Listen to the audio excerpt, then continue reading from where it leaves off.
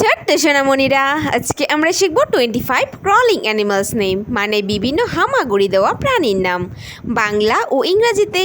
চলো তাহলে শুরু করি। এইটা হলো টার্টল। টার্টলকে বাংলায় বলে কচ্ছপ। কচ্ছপ হলো একটি আধা জলজ প্রাণী। কচ্ছপের উপরে একটি শক্ত খোলস থাকে এবং কচ্ছপ হামাগুড়ি এবং সাঁতার দুটোই পারে।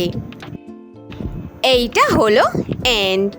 অ্যান্টকে বাংলায় বলে পিঁপড়া। পিঁপড়া হলো একটি সামাজিক পতঙ্গ।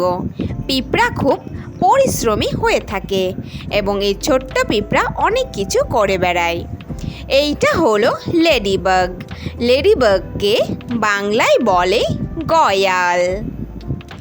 গয়াল হলো একটি সুন্দর উজ্জ্বল রঙের পোকা।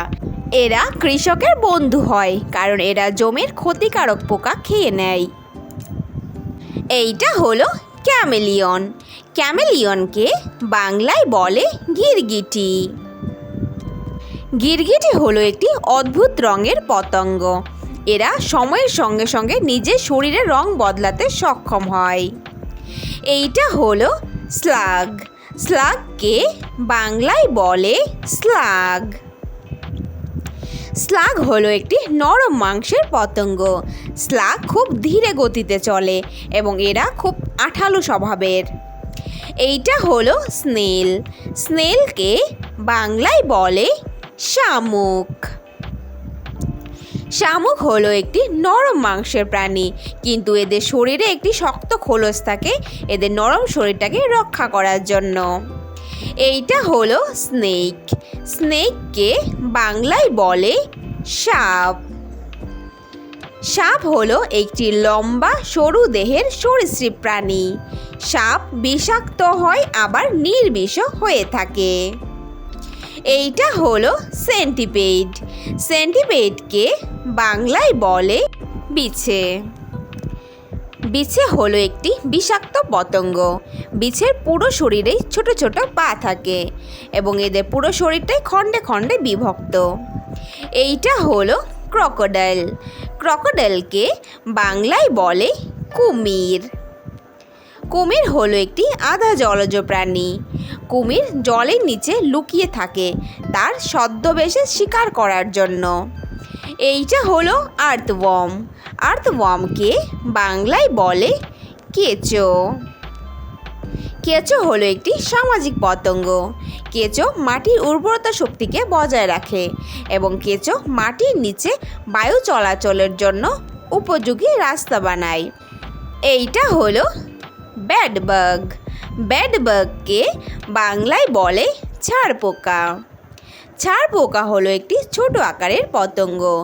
এরা বিছানায় থাকে এবং মানুষের রক্ত খেয়ে বেঁচে থাকে। এইটা হলো হারমিট ক্র্যাব। হারমিট ক্র্যাবকে বাংলায় বলে সন্ন্যাসী কাঁকড়া। সন্ন্যাসী কাঁকড়া হলো একটি খোলসযুক্ত কাঁকড়া, যেখানে কাঁকড়া তার পুরো শরীরটাকে একটা শক্ত খোলসে ঢুকিয়ে রাখে। এইটা হলো ককরোচ। ককরোচকে বাংলায় বলে আরশোলা। আরশোলা হলো একটি নোংরা আবর্জনায় থাকা পতঙ্গ। এরা ঘরে রোগ জীবাণু ছড়ায় এবং এরা নোংরা জায়গায় থাকে। এইটা হলো ক্র্যাব। ক্র্যাবকে বাংলায় বলে কাঁকড়া। কাঁকড়া হলো একটি শক্ত খোলসযুক্ত এবং সাধারণত হেঁটে চলা প্রাণী। কাঁকড়ার দুটি শক্তিশালী দাঁড় থাকে। এইটা হলো মিলিপেড। মিলিপেডকে বাংলায় বলে কেন্ন।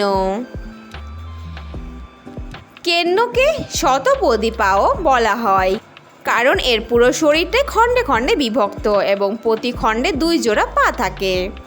এইটা হলো স্পাইডার। স্পাইডারকে বাংলায় বলে মাকড়সা। মাকড়সা হলো 8টি পা বিশিষ্ট প্রাণী। মাকড়সার 10টি চোখ থাকে এবং এরা মুখ থেকে রেশম বের করে। এইটা হলো ইগুয়ানা। ইগুয়ানাকে বাংলায় বলে ইগুয়ানা। ইগুয়ানা হলো শক্তিশালী একটি প্রাণী। ইগুয়ানা সাধারণত গাছের ঢালে থাকে এবং এদের লম্বা একটি লেজ থাকে।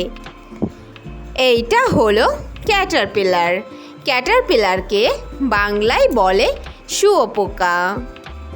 শুঁয়োপোকা হলো প্রজাপতি বা মথের ছোট পর্যায়কে বলে। এরা প্রচুর পরিমাণে গাছের পাতা খায় ও প্রজাপতিতে রূপান্তরিত হয়।